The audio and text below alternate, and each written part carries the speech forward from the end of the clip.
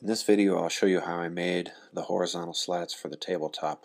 I actually cut a profile in each one of them that changes just slightly, so you have a cool evolving pattern going through the top of the table.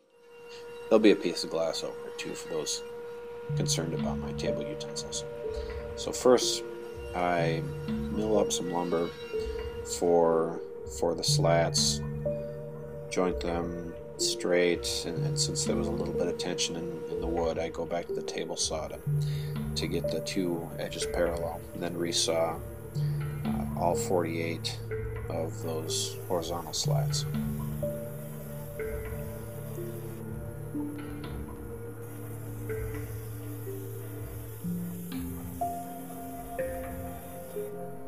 With that finished, I define the edges of the pattern that I'm going to cut into the top of them. So these lines that I'm drawing right now will restrict the pattern that I'm going to build here in a second. Make more sense when I'm finished, but for now I just want a really organic flowing curve on both sides so that the change is very gradual and doesn't have any changes that are too abrupt.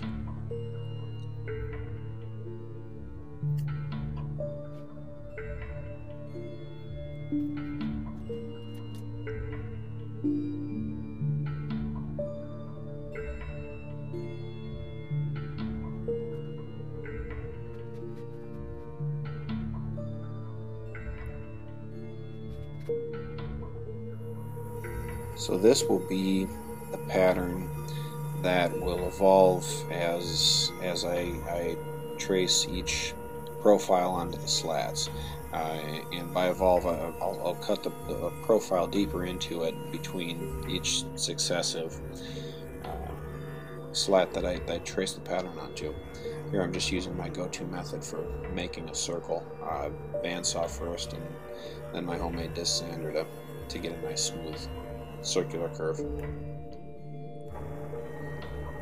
And I needed this on the other side of that template in order to keep the angle of rotation the same between each of the slats, because it's going to twist between each one, in addition to moving in and out, and also the changing profile that I cut into it. If this isn't making sense yet, it will.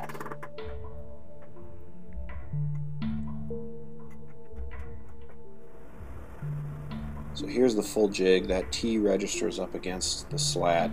You'll see that that circular arc will be able to move in and out and twist at the same time.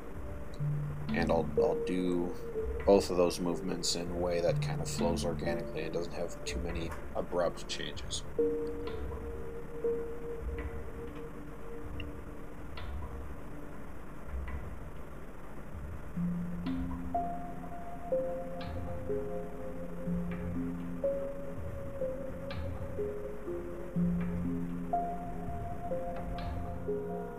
So this is going to be the initial pattern. Like I said, after I trace the first horizontal slat, I'll cut this pattern deeper, and it'll twist a little bit and move in and out and change as it goes.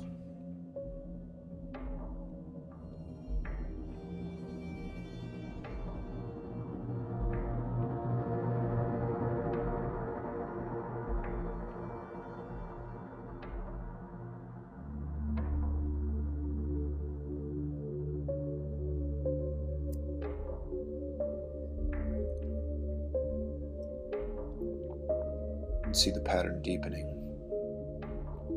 as we move to the end.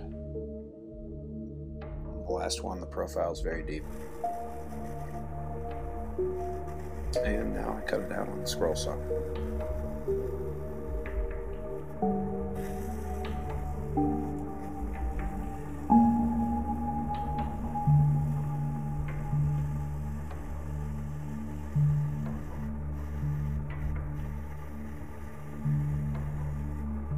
Got a little bit of strobe action going here on the video. It is moving faster than one stroke a second.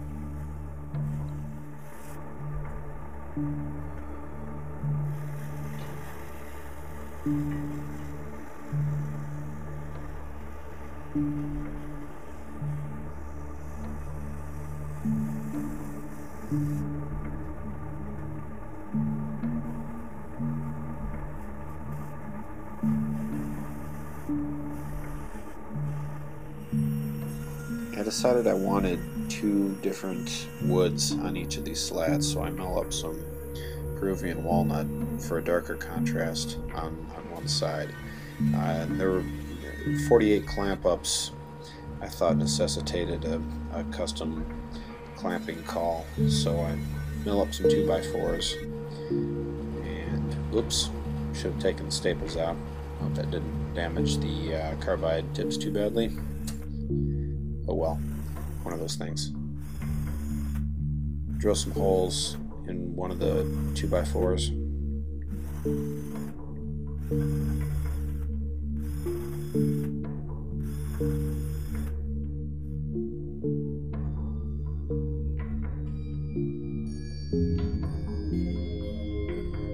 And I glue and screw them together.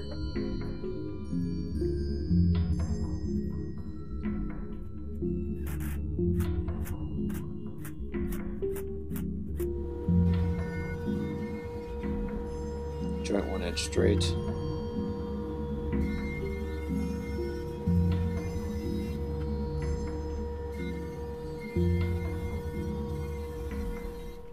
And then in order to get even pressure, I thought it would be helpful to put a slight arc in this clamping call so that I can just apply pressure in the center and know that if I have good pressure in the center, the edges will also have good pressure because of this arc that I'm going to cut into it.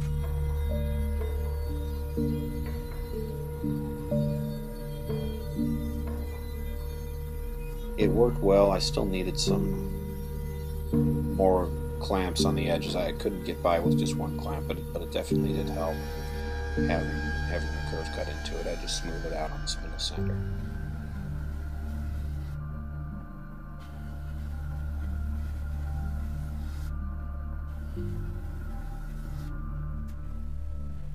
You can see the gap here.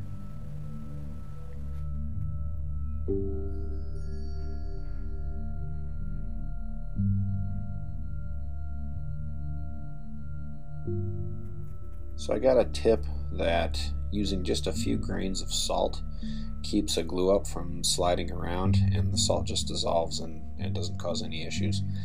I would give this a moderate stamp of approval. I think it does make a bit of a difference, but you still do get some sliding, so it did help.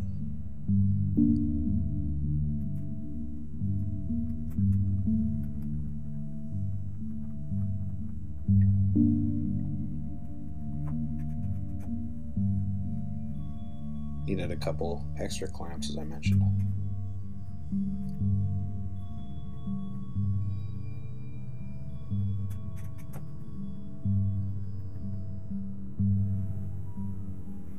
And I smooth it up with a hand plane before going back to the scroll saw for 48 more profile cuts.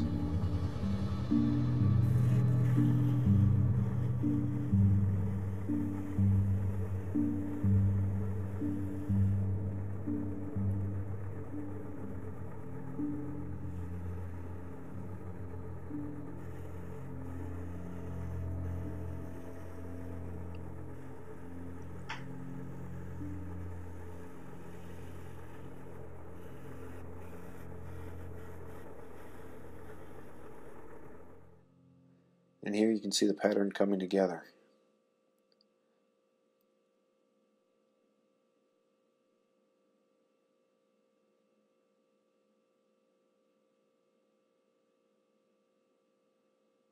And there it is, the finished top. Hope you enjoyed. More to come, folks.